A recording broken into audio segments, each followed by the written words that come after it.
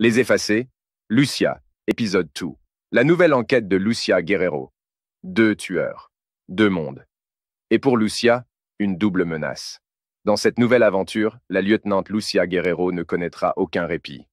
Elle va devoir enquêter sur non pas une, mais 2 affaires bien différentes. La première en Galice, sur la piste d'un mystérieux tueur en série qui s'en prend à des femmes se levant tôt pour aller travailler. La seconde à Madrid, où un Robin des Bois attaque les ultra-riches, déclenchant la panique au sein des plus hautes institutions du pays. Suivez la voie d'Alice Torrent et laissez-vous entraîner dans ce thriller haletant. Ce livre vous est offert en cliquant sur le lien de la description sous la vidéo. Elle avait appris depuis longtemps à laisser ses affects de côté. Mais il faut bien reconnaître qu'il y avait quelque chose de poignant dans le spectacle de cette femme qui semblait s'être endormie tout habillée sur le sable après une nuit de fête. Elle portait encore son manteau d'hiver sur un gros pull et un jean. De chaudes bottines en daim aux pieds, des gants de laine, de grandes boucles d'oreilles, une touche de rouge à lèvres. Dans la lueur acide des projecteurs, son visage tourné vers le ciel vide était très pâle, crayeux. Le brouillard dérivait autour d'elle comme la fumée d'un feu de camp. Elle avait les cheveux propres, brillants, les ongles peints, comme les autres. On aurait dit qu'elle allait se réveiller sans délai. Ça ne risquait pas. Pas avec cette paire de ciseaux plantés dans son cou à hauteur de la carotide. Arias et Lucia reconnurent aussi le petit ami, le rosaire, les 3 têtes d'ail posées soigneusement à ses côtés. Le même rituel à chaque fois. Ils savaient ce que la présence de ces objets signifiait. On le leur avait expliqué. El aire, l'air. Avant de débarquer en Galice, Lucia ignorait le sens qu'on donnait ici à ce mot. Pas le sergent Arias, qui y avait de la famille du côté maternel. Elle avait découvert à sa grande stupeur qu'un nombre étonnant de Galiciens croyaient en lui.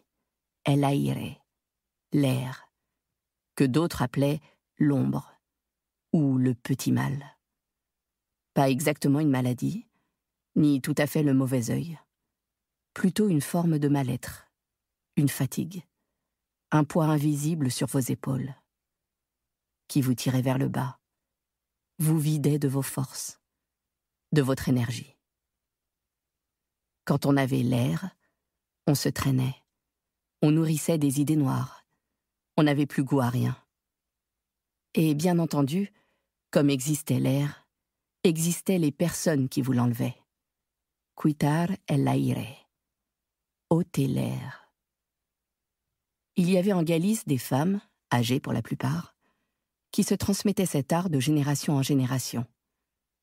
Des femmes que tout le monde connaissait dans les villages, et que beaucoup visitaient, en secret ou pas.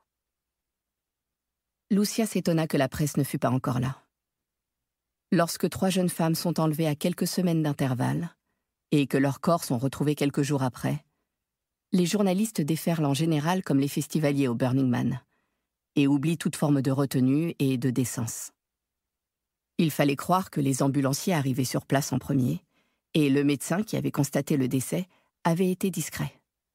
Mais la presse ne tarderait pas. Il disposait de très peu de temps. « Le légiste ?» demanda-t-elle. « En route. » « Qui a découvert le corps ?»« On n'en sait rien. On a reçu un appel anonyme. »« Homme ou femme ?»« Homme. »« Des témoins ?» Elle désigna les maisons noires qui se tassaient jusqu'à la pointe, s'avançant sur les eaux brumeuses. L'île Tambo, ainsi que l'autre rive, avec ses grues et les installations de l'école navale, demeurait invisible. « On n'a pas encore commencé l'enquête de voisinage, » répondit l'OPJ de la Guardia Civile de Pontevedra. « Mais la plupart de ces maisons n'ouvrent qu'à la belle saison. » On était en janvier. La marée des touristes avait reflué et déserté la côte de Galice depuis longtemps. Elle jeta un regard à Arias qui le lui rendit en partie. Il était affecté d'un strabisme divergent. Un œil partant à droite, l'autre à gauche. Ça perturbait ses interlocuteurs, mais pas Lucia. Il comprit. Dans l'immédiat, il n'était d'aucune utilité sur la scène de crime.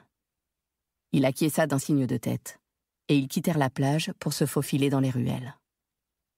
Partout, des oreos, ces greniers posés sur pilotis typiques du nord-ouest de l'Espagne.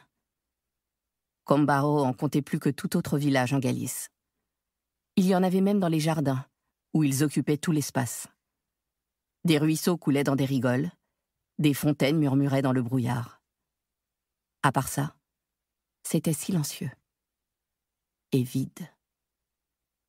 Lucia estima que le tueur était descendu sur la plage par l'autre extrémité, en empruntant la rampe goudronnée par laquelle eux-mêmes étaient arrivés.